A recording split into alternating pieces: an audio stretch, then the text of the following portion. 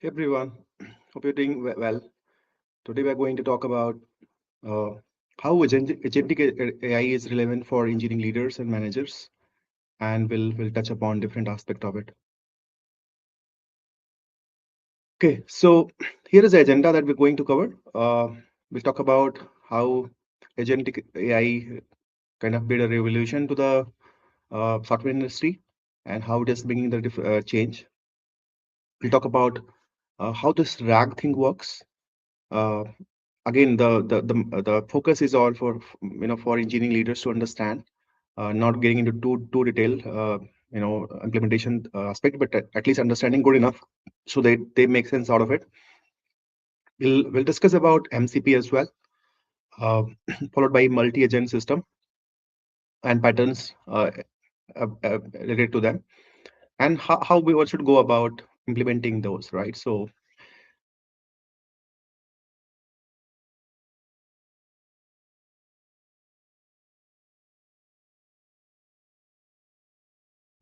how let's spend some agentic AI. We have exposed to the genetic AI thing. Of course, the GPT, Chat GPT are the example of coming from the underlying concept of genetic AI. That's again a stream of deep learning, uh, and primarily work on transformer architecture that will maybe cover at some time later. But that was the genesis of agentic AI. So genetic AI is a genesis. Of course, it focuses on content generation, and maybe a lot of end users get benefited.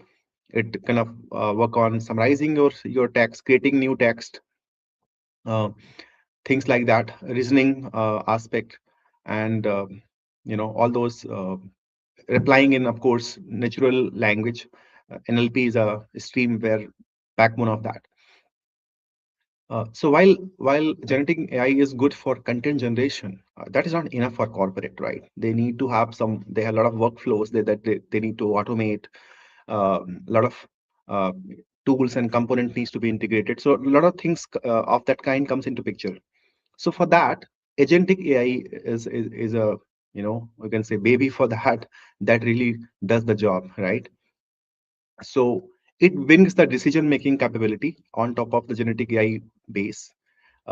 You can set up that when to do what, all those automation you can think about. And the good part is that those all can be done with NLP, means natural languages. Don't need to really uh, talk in a technical way. Rather, of course, behind the scene it will happen in technical only, but for end users, for leaders, they can just really execute the task in writing in plain English. Um, So again, it is only going to grow from here. You can see this Gartner outlook, how it is going to be changing the way we are interacting with different tools. Okay. So again, we'll go a little deeper on how this works, but at a high level, I think let's that's what it is, and we'll deep down to the next thing. Okay. So yeah. What are the trends looks like, right? So these are some of the trends which are looking in this year. They're going to be prominent. So agents are there, but multi-agent, how they're interacting. You might have heard about agent to agent kind of collaboration. So that is other thing is there. Of course, humans in the loop are going to be relevant, especially in corporate where the stake is really high and one mistake leads to millions and billions of impact. So humans in the loop still make sense until, of course, it matures enough, so at least we start testing on a non-risky scenario. But I think we have not gone to that stage yet. Different workflows needs to be redesigned to support this new architecture.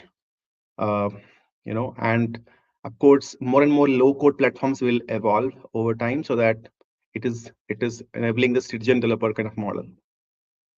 And while all that is there, governance is important. We can't compromise on security and all those ethical concerns. So those governance part is not going anywhere, especially for corporate. It really matters, and it is going to be there. Now let's deep dive a little bit on what is we heard about RAG and all, right? But let's understand behind what goes.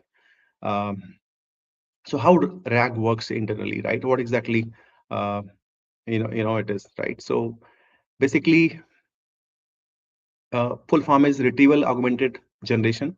So retrieval augmented, right? If you understand the name itself, it is giving some clue. So before we generate something, it is augmenting the retrieval by doing something. And what is that something? We'll go through that. So the use case of this is basically that we know that corporate have a lot of privacy issues. They have some proprietary data they can't or they don't want to expose, and rightly so. So how they make good use of RAG? So for that, what they do is they ingest their uh, p- corporate data into some of the vector DB to find similarities. They and what they ingest is all those documents that they have. It could be pages, it could be different documents. Uh, then of course there is some process, so it needs to chunk those, find embedding, because that's how this works. GenAI backbone works, and all those indexing has to happen. Then they it find a similarity search. That's where the vector DB comes into picture. That whatever query you're asking, it finds that for this query, what are the similarity means, what exactly it means, and what are different contexts that can be pulled up. And it tried to augment the prompt itself. So the prompt is big enough, strong enough, context aware, so the results whatever you get is really making sense to you. So you provide all the ingredients which is making your retrieval most effective. So basically, context-aware details about your use case, your company-specific data, and what LLM does is that it tried to formulate it in a better, because it understands how to formulate text into the good English. So it does, and it makes the answer really, uh, I would say, easy enough for people to understand, right? So that's how the cycle works. So you're not exposing your data outside. It is still within the boundaries of the corporate. So your privacy issue, all those is sorted, security issues. And of course, since you're not making an actionable call like MCP does, so you're not spending a lot of tokens on there, so it's effective as well. Okay, that's pretty much about RAG. Of course, there are a lot, but I think I'm covering till engineering leaders really cares about. Benefits, I think we touched upon some of those. Domain specific precision, because you can import the data, different documents which are domain specific into your vector database, and it will basically fetch all those results from there. Um, Real world application could be different domains you can think about. Different, I would say, not limited to any particular domain. It can pretty much use wherever you have proprietary documents and you want query to be queried in a natural language. I think those are the good use cases across different domains and sectors. Now let's step up and understand uh, MCP, right? It is invented by the Anthropic, some of you may know, few years back, and it really changed the game, right? I'll talk about what is that we are talking about. So while RAG is good for your data, which is already in a system somewhere, it could be in Confluence, Jira, SharePoint, right? It could be sitting in your some local documents as well. But MCP is something that it gives you capability to call external system. So you can have some more actions out there, right? More than retrieval or read operation. MCP does, you can do some insert, update, all those CRUD operations end to end as well. Though, of course, that needs to be cautioned that whether you, human in the loop still makes sense, because, especially for write operations, so that you know what you are ending up doing, and not giving full control to the automation or maybe AI. But it does a lot of, I would say, a lot of tasks. It simplifies a lot of things even for that operations as well. So it has basically three things. Host is a place where you have your application. Sometime host and client are kind of put together, basically, and you make some server call. It could be GitHub, it could be maybe some Google APIs or any API. So earlier when we were calling a lot of APIs to get the job done. What MCP does is that it exposes some kind of a tools. For example, I want to push my code, or I want to pull the repo, right? In GitHub, I'm trying to take a simple example. So there, uh, I can use GitHub MCP tools in my application, and I can ask the query that, hey, please pull this repo. It will pull, right? It understands. So it makes up the capability of uh, tools with LLM, and you get things done, right? Uh, so basically, end of the day, MCPs are like a protocol, model context protocol. Of course, the full name is. It it it tells the way we can interact with different systems. So different MCP tools are out there for different use cases. For developers, there is a GitHub MCP tool. There are all Confluence and Jira MCP tool are also out there. For other sectors, e-commerce, travel booking, all those MCP servers are out there where you can really automate your workflow, starting from searching or exploring your, let's say, if you, let's say you want to make some booking, right? Travel booking. So there are MCP tools which you can have a series of workflow. Like for example, first will fetch or search the different booking. It could be hotel or travel, and then second could be after finding it out your needs. It can find out, hey, it can do the booking. Third can maybe make a give you a list. Fourth can make a payment, things like that. So there can be many sub agents that you can have. And again, I'm trying to bring in the concept of multi-agent, right? But that can really simplify the things. Although you can do without that as well. You can have in the same one. But I think if it is a scenario is really complex, we want to break that into separate, smaller agents and get it done. But the point is that MCP enables you to get that capability where you can perform end-to-end automation, not just read, but beyond that. Okay. Um, Indirectly, it is making an API call, but it is abstracting that from a developers, and it is giving you some kind of a way to call it, and you get the job done. Okay. Again, it can have how to understand it a little bit more, right? So tools are basically it will give tools like this. For example, create username. Behind the scene they are APIs, but it is exposing in this way. It could be some update operation, right? So that is one. Again, you can also have some fetch operation, right? And again, it need not to be from your uh, local propriety, but you can go anywhere as long as you can have the proper configuration there. And you can also standardize some ways so that it is you're saving your time. You can have some templates out there, so next time if you do, you know that how to do that. So you can bring in some consistency also by having some templates out there. So for enterprises, it's really kind of useful. They can develop end-to-end workflow, not just read operation, and of course keeping human in the loop for critical ones. And they can automate their workflows, again with all simplicity of human language, right? In English language, they can get a lot of things done. So with that, let's jump to the multi-agents patterns that is really getting traction nowadays. uh, so what is that? So there are three four kind of you can say types of multi-agents capabilities. One could be like centralized. You have one supervisor kind of agent, and you have some or more than one you can say um, subordinate agents. So you can get that kind of workflow. Like one supervisor coordinates with many other smaller agents, and you can uh, get there. So that is one kind of I would say design patterns out there for multi-agent.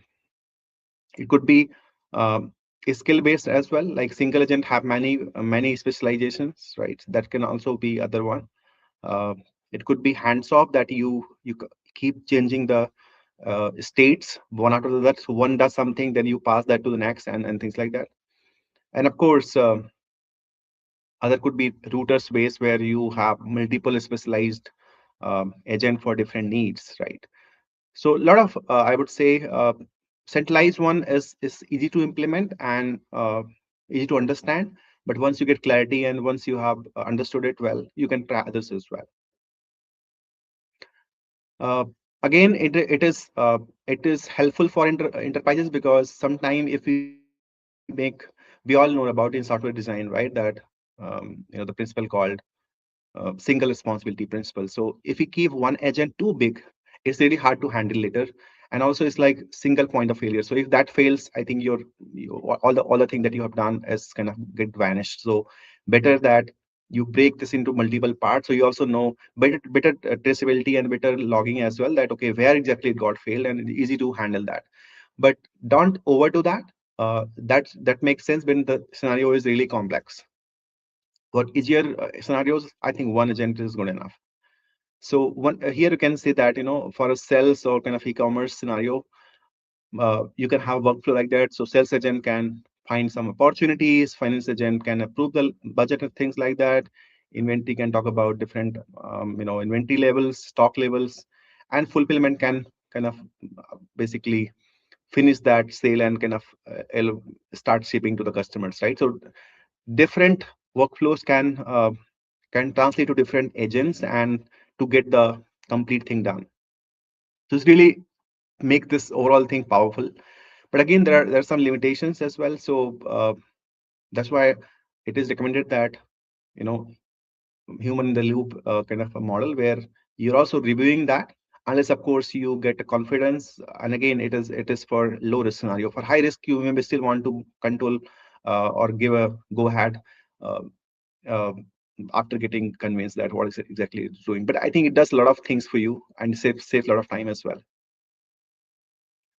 How to go about? So we talked about different ideas and concepts right now. How to go about getting that implemented? So again, there are a lot of tech out there. Some tech are from Microsoft, Google, Amazon kind of thing.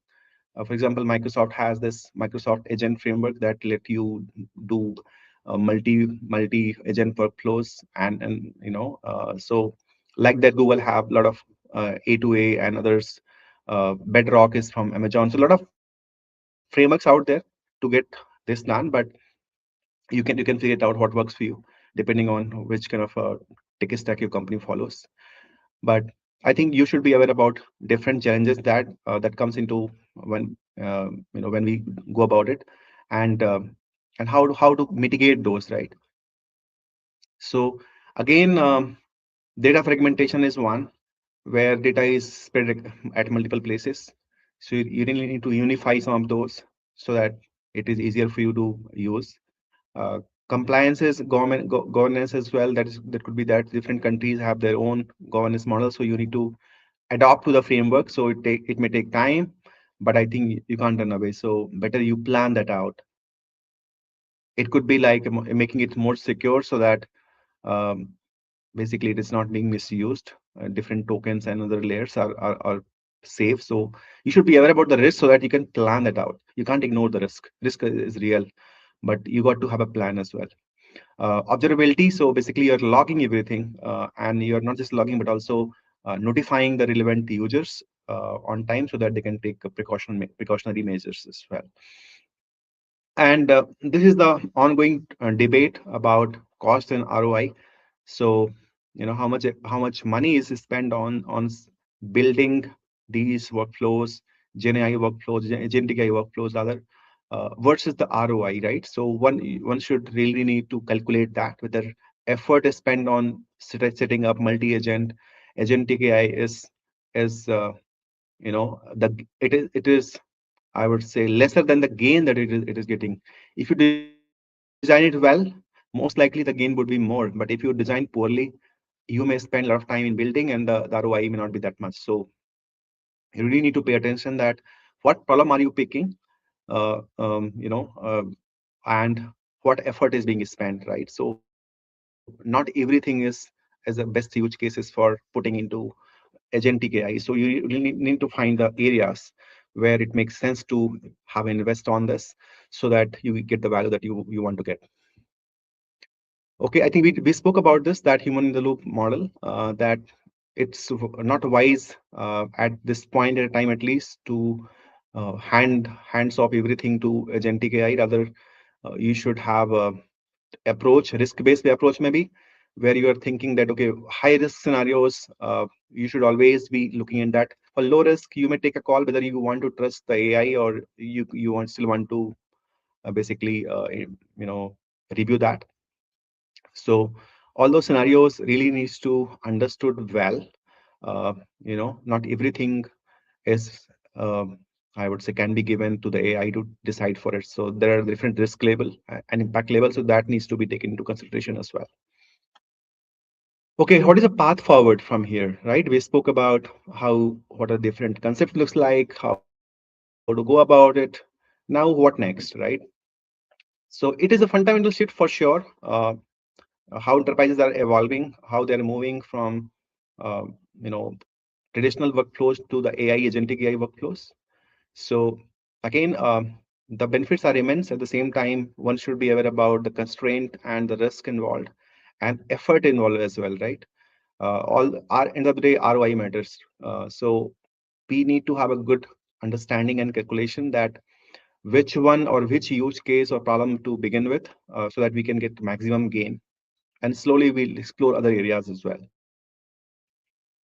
So a lot of adoption is expected from the different surveys. We're talking about 40% of apps will with AI agents, will be there. So a lot of anticipation and a lot of budge in the market for this. So basically, the option of not doing is not there. So it's just a matter of that which one to pick, right? We are coming on that stage. So embrace it, and it really kind of, if you do it well, it really simplifies a lot of things, and the gains are real. So uh, review your case and make best use of this. Okay. Thanks for your time. We'll talk sometime later. Take care.